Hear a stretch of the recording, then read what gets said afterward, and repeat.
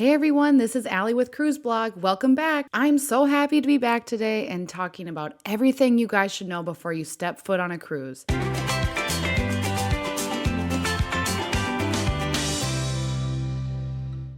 If you've never gone on a cruise ship before, you might be wondering exactly what you can expect. Going on your first cruise can be awe-inspiring while you experience the magic of cruising for the first time. From the exquisite food to the impeccable service that you'll receive, but don't forget about the spectacular entertainment and the onboard activities as well. We are confident that you won't leave your cruise ship feeling disappointed, but you might be feeling overwhelmed if you don't have a basic understanding of how cruises work. Lucky for you, there is no need to be overwhelmed because we have a guide for everything you should know before you go on a cruise. We've compiled our best list of tips, tricks, and every bit of information so that you know all the cruising things before you leave on your cruise vacation.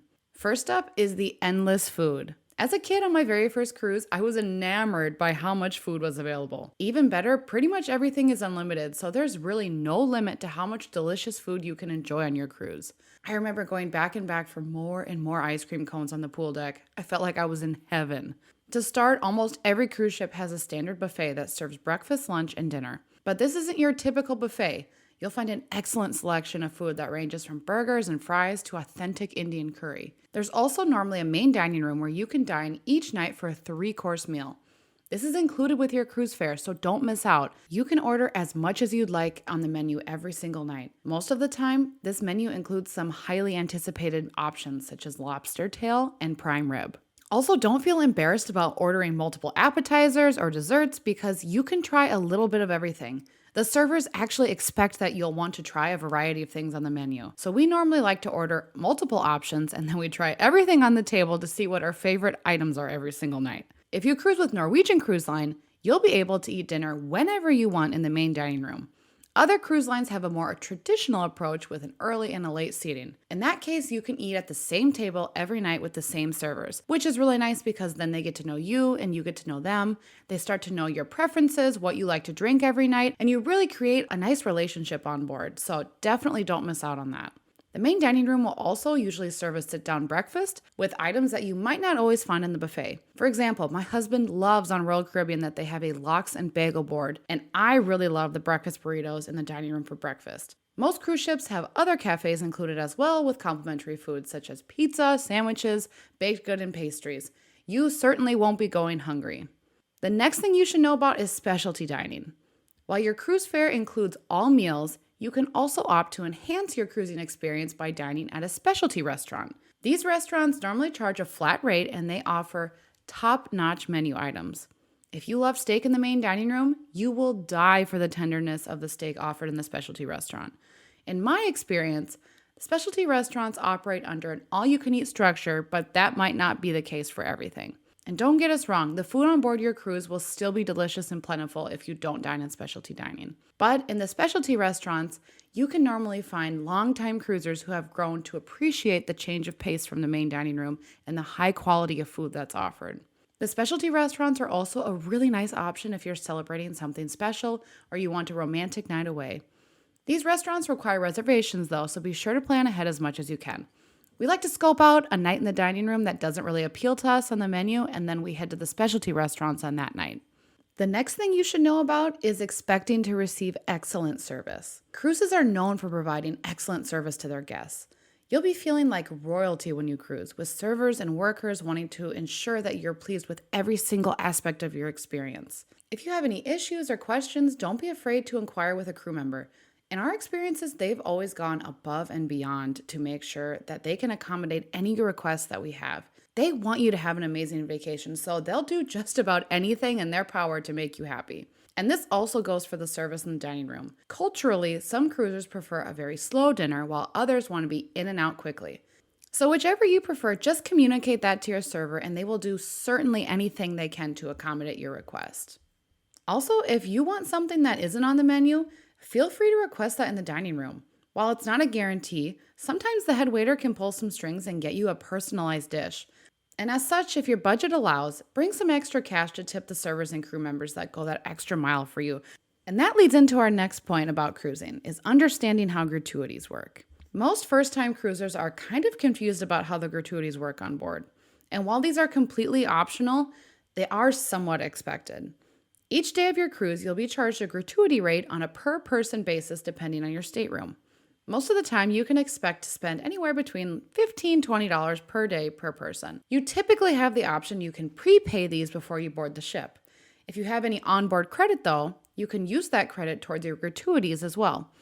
Normally, if I have any onboard credit, I prefer to pay for gratuities on board so that can be applied rather than prepaying. But some people prefer to prepay because then when they get on board, they feel like they don't have to worry about money and everything's taken care of.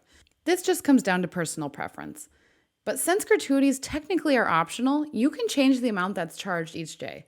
If you prefer just to tip a service individually with cash, you have that option as well.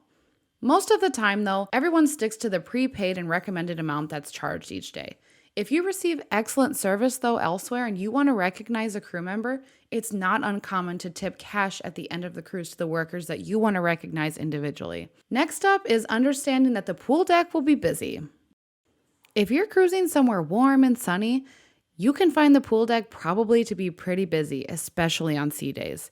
With cruises ramping up and sailing at full capacity, finding that prime chair on the pool deck can kind of be difficult. If you don't mind getting up early, snagging a pool chair in the morning is probably going to be your best bet, but be prepared for chair hogs who place their towel on a chair to claim it for the entire day, whether they sit there or not.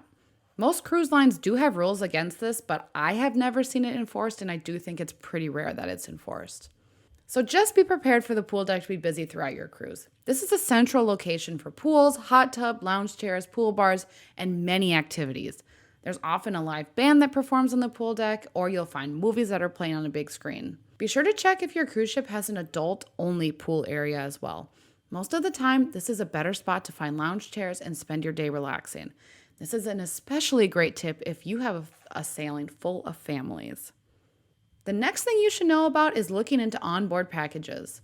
Cruise fares can generally be very cheap if you're sailing with one of the main cruise lines. Although this includes your food, lodging, and accommodations, it doesn't typically include alcohol or internet. If daily drinking is typical for you on vacation, be prepared for drinks to cost anywhere between $10 and $15 each. It might be beneficial for you to pay for a drink package for your cruise if this is you, which would include unlimited alcoholic drinks. Just keep in mind, on average, you'll need to have about 5 to 6 drinks a day to make the package worthwhile. You should also consider how many days you'll be on board versus in port. If you're planning to be on board more than you're in the port, you'll have more opportunities to use your drink package. But for itineraries that are more port intensive, you might be better off purchasing cheaper drinks while docked in a different port. Also, internet is not included on board. This can be a surprise to new cruisers, as virtually everywhere you go these days provides free internet. You can purchase a package for the internet for the entire voyage, or you can choose to purchase internet for 1 or 2 days. Even though the speeds have been improving with newer ships and better technology, it can still be hit or miss whether the internet is fast and reliable.